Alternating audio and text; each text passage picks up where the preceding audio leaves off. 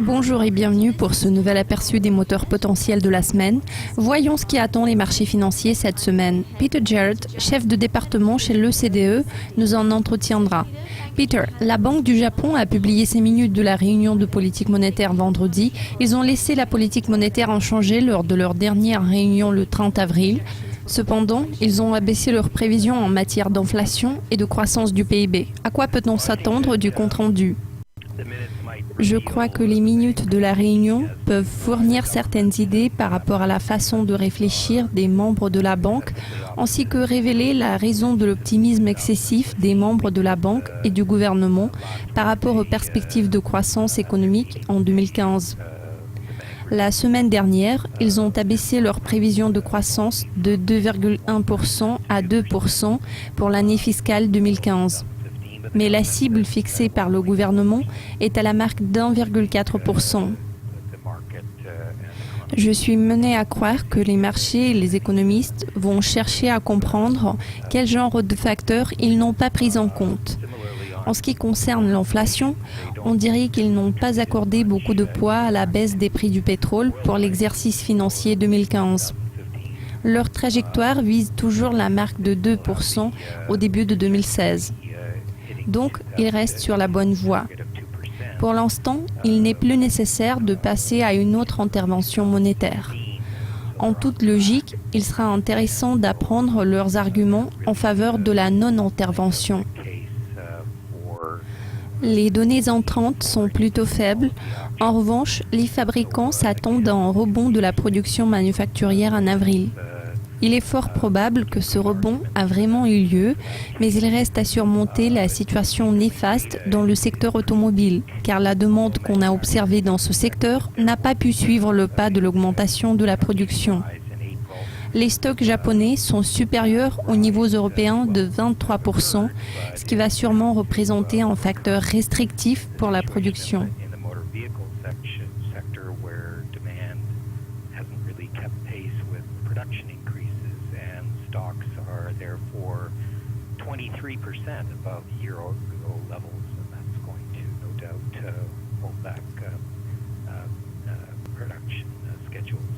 C'est la semaine des élections au Royaume-Uni.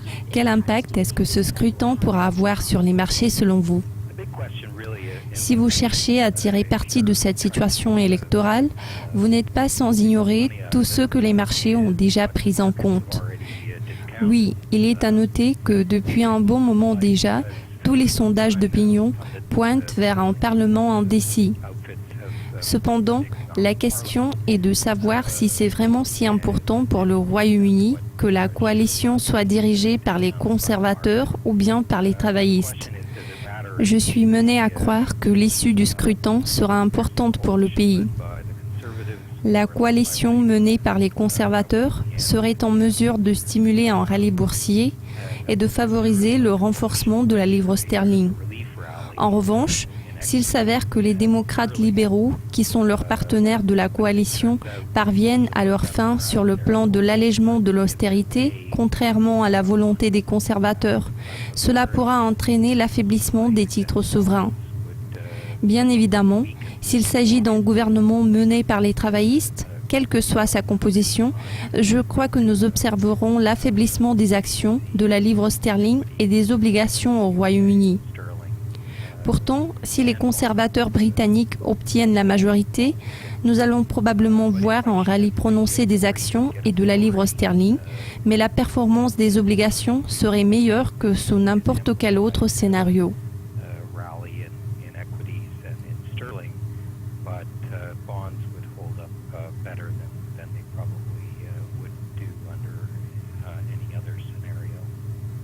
Enfin, quels événements nos spectateurs devraient-ils surveiller de près cette semaine ? Au début de chaque mois, nous apprenons les données de l'emploi américaine. Nous apprendrons ces chiffres vendredi. Tout le monde sait que la croissance américaine a surpris à la baisse au premier trimestre, mais cette baisse a été due en grande partie à la croissance décevante du PIB plutôt qu'à la performance du marché du travail. La question est de savoir si c'est une baisse passagère ou bien si l'économie des États-Unis a perdu de l'élan, ce qui va sans aucun doute se refléter sur les décisions de recrutement. Nous pourrons en percevoir les premiers signes déjà dans le rapport d'avril. La plupart des analystes associent la baisse de production enregistrée au premier trimestre aux conditions météorologiques très défavorables. Il faut noter que la baisse spectaculaire des prix du pétrole aurait dû donner un puissant coup de pouce à la consommation privée. Pourtant, nous devons constater qu'un dollar plus fort préoccupe les entreprises, ce qui pourrait être l'une des raisons pour lesquelles nous avons observé un ralentissement de l'emploi. Si c'est le cas, il se peut que les entreprises attendent que le dollar renverse son cours, ce qui a déjà commencé à se produire il y a quelques semaines.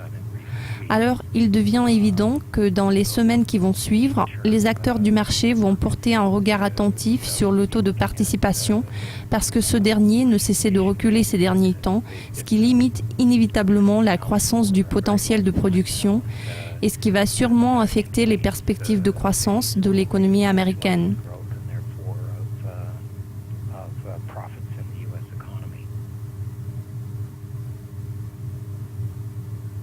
Vous avez entendu les propos de Peter Jarrett. Cela conclut cette édition des moteurs potentiels de la semaine. Merci de nous avoir suivis. Restez à l'affût.